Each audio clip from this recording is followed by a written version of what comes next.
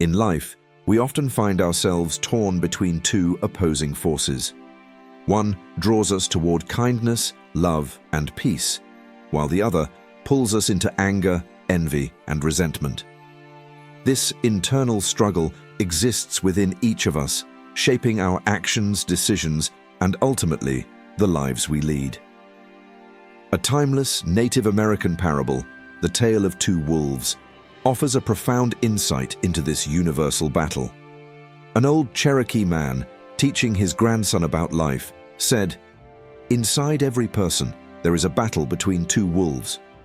One wolf is evil, full of anger, envy, sorrow, greed, arrogance, guilt, resentment, and ego.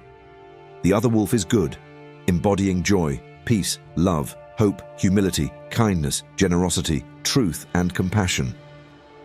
The boy, troubled by this internal conflict, asked, "Grandfather, which wolf will win?" The old man replied simply, "The one you feed." This parable carries immense wisdom, transcending cultures and centuries. Its simplicity belies its profound relevance. Each of us faces daily choices that feed either the good wolf or the bad wolf. When we choose compassion over anger, forgiveness over grudges, or generosity over selfishness, we nurture the good wolf. However, when we give in to envy, bitterness, or arrogance, we strengthen the bad wolf. Yet, in a world full of challenges, feeding the good wolf is not always easy. Life often tests our patience and empathy. Think about moments of frustration, when someone cuts you off in traffic, when a friend betrays your trust, or when life feels overwhelmingly unfair. In these moments, the bad wolf stirs first, urging anger, bitterness, or the desire for retribution.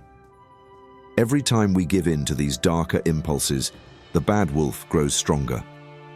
But here's the encouraging truth. We are not powerless. No matter how often we've fed the bad wolf, we can always choose to feed the good wolf. Nurturing the good wolf. The good wolf represents all that is virtuous and uplifting: compassion, love, peace, humility, and kindness. These are not just abstract ideals. They manifest in our daily actions and bring joy and harmony into our lives. Imagine a moment when you chose kindness over anger, or forgave someone who wronged you. Recall how light and peaceful you felt afterward. That is the good wolf at work. Compassion is among the good wolf's greatest strengths. It allows us to connect with others and find fulfillment in uplifting those around us. When we act with compassion, whether by helping a friend, listening to someone in need, or showing empathy, we nourish our souls. Scientific studies have shown that practicing kindness lowers stress, increases happiness, and even improves physical health. By feeding the good wolf, we not only transform our inner world, but also positively impact the lives of others. However, compassion isn't limited to how we treat others. It also extends to ourselves. Too often, we are our harshest critics, berating ourselves for mistakes or perceived failures. The good wolf encourages self-compassion, reminding us to forgive ourselves and embrace our imperfections. This self-kindness fosters resilience and helps us grow stronger. Recognizing the bad wolf. The bad wolf thrives on negativity, anger, resentment, jealousy, and ego. While it is part of our nature, its influence can be damaging if unchecked. Feeding the bad wolf often begins subtly, holding a grudge, envying someone else's success, or succumbing to arrogance. These small moments accumulate, gradually allowing the bad wolf to dominate our thoughts, emotions, and actions. But the parable teaches us an essential truth. It is not about eliminating the bad wolf, as it will always exist within us. Instead, it is about making conscious choices that starve the bad wolf and weaken its influence. Which wolf will you feed? The tale of two wolves serves as a powerful reminder that our lives are shaped by the choices we make. every action, thought, and word feeds one wolf or the other.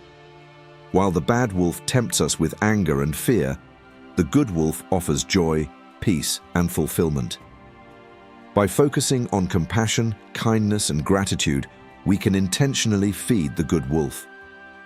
Over time, this practice strengthens its influence, allowing us to lead richer, more harmonious lives. So, ask yourself, which wolf will you feed today? Will you nurture the qualities of love, empathy, and generosity, or will you let anger, envy, and bitterness take hold? The choice is yours, and with each decision, you shape the person you are becoming. These qualities may not always provide immediate gratification like the bad wolf's emotions, but their long-term effects are far more rewarding. Feeding the good wolf transforms your mental and emotional state, leading to a deeper sense of well-being and resilience.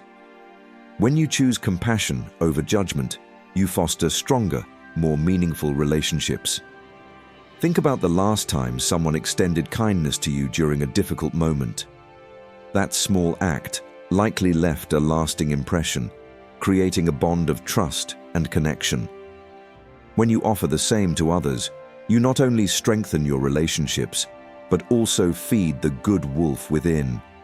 Gratitude is another powerful way to nurture the good wolf. By focusing on the blessings in your life, no matter how small, you shift your perspective from scarcity to abundance. This mindset makes it easier to navigate challenges because you're rooted in appreciation rather than dissatisfaction. Studies have shown that gratitude can improve mental health, enhance sleep quality, and even boost your physical health.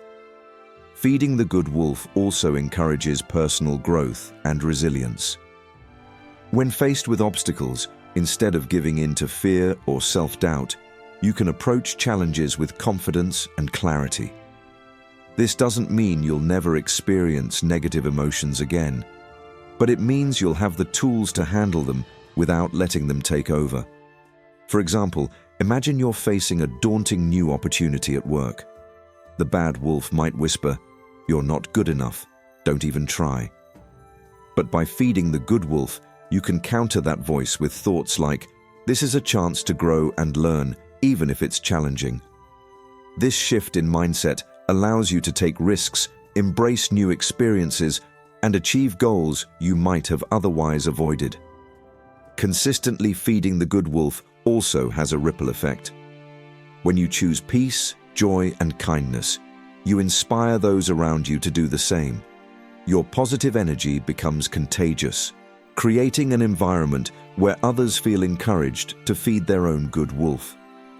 This collective positivity can transform families, workplaces, and communities, fostering a culture of support and understanding. The journey to feeding the good wolf isn't always easy, especially when life's challenges arise. Stressful jobs, strained relationships, and unexpected setbacks can make it tempting to turn to the bad wolf for a quick release. However, by building habits that nurture the good wolf, such as practicing mindfulness, expressing gratitude, and choosing forgiveness, you can create a foundation for lasting inner peace. Ultimately, the story of the two wolves is about choice. Each moment presents an opportunity to decide which wolf you'll feed. By consistently choosing the good wolf, you empower yourself to live a life filled with meaning, joy, and connection.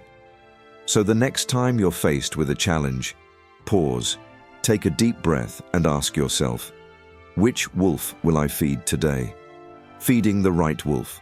The story of the two wolves is more than just an allegory. It's a powerful reminder that the battles we face within ourselves are the ones that shape our lives. Every day, we make countless small decisions about which emotions, thoughts, and actions to nurture. These decisions might seem insignificant in the moment, but over time, they define who we are and the kind of life we lead. Now, pause and reflect. Which wolf have you been feeding lately?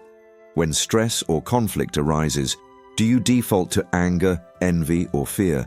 allowing the bad wolf to grow stronger? Or do you choose compassion, peace, and gratitude, letting the good wolf thrive? The beauty of this story is that it puts the power in your hands. You don't have to let the bad wolf win. Even if it's been fed for years, even if it feels like your default, you can start making different choices today. Here's a challenge. Take one moment, just one, today, to consciously feed the good wolf. Maybe it's expressing gratitude for a small blessing, forgiving someone who wronged you, or offering a kind word to a friend or stranger. Notice how it makes you feel. Notice how it shifts your perspective. Remember, it's not about being perfect, it's about progress. Every time you choose the good wolf, no matter how small the act, you're taking a step toward a better, more fulfilling life. So, as you move forward, ask yourself this simple yet profound question. Which wolf will I feed today? The choice is yours, and in that choice lies the power to transform your life.